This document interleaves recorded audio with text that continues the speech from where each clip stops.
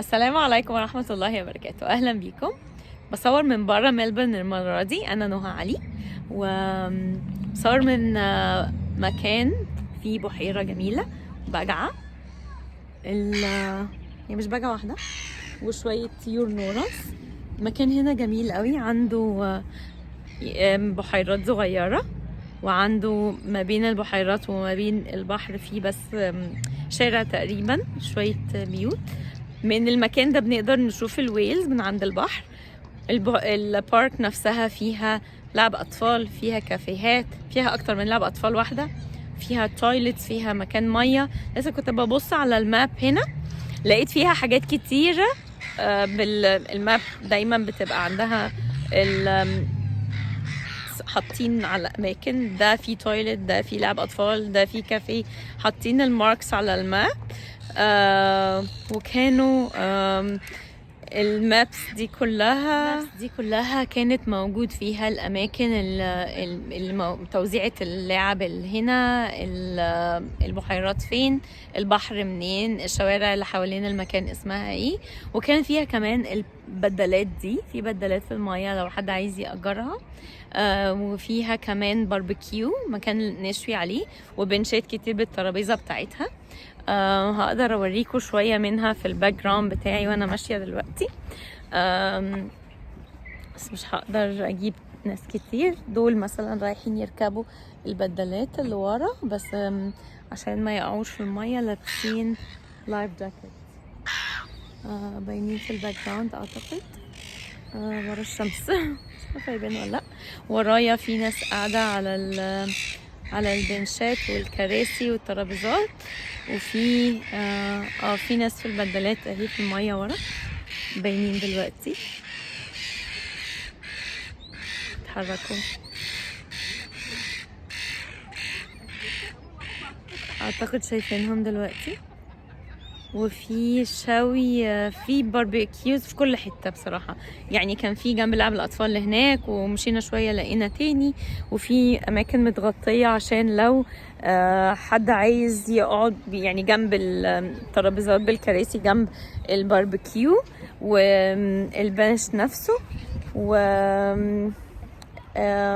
في ايه تاني، في بريدج جوه ما بين بحيرة وبحيرة، في بريدج معبر كده، وفيها حاجات كتير قوي بصراحة. وكانت الست اللي في الاوتيل، احنا قلت لكم برا ملبورن، الست اللي في الاوتيل قالت لنا ان في ميز هنا بس لسه ما شفناهاش.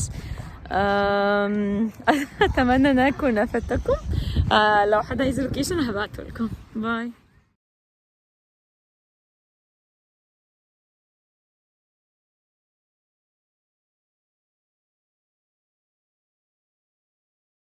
مش قادرة ابطل تصوير. لقيتهم بيستحموا في المية. شكلها تجنن. قلت اصور لكم بالمرة. سبحان الله.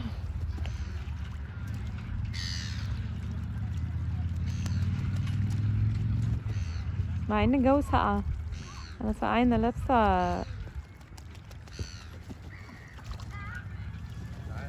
انا لابسة جامبر ولابسة شايل عليا وواقفة في الشمس وسقعانة. هنا اصلا معلومة، يعني اللي بيقف في الشمس يتدفى، يا دوب ظل يسقع.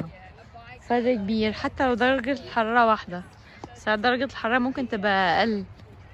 يعني لو انا واقفة في الشمس درجة حرارة اقل من الظل ودرجة حرارة اعلى، بيبقى في ابقى ممكن سقعانة اكتر في الظل.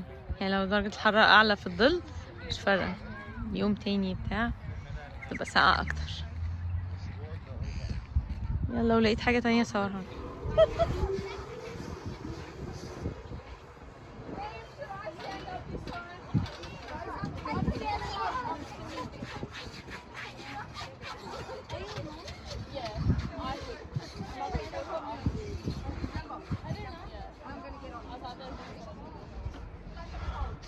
السلام عليكم تاني. لقيت الميز قلت اصورها لكم، ولقيت في لعب اطفال هنا كتير، وفي فيها لعب يعني مميزه بصراحه. الفلاين فوكس بس كبيره، يعني بينزلوا من فوق لحد تحت كده مع كل خط ده، مش عارفه باين ولا لا. في باربيكيوز تانية وكراسي هناك، والبحيره اهي اللي كنت بصور من عندها. وده في شلال ميه بيشتغل، بينزل هنا وبيمشي في الممر ده وبيطلع من ده وبيعدي على البحيره، بعدين يعدي من تحت الكوبري ده.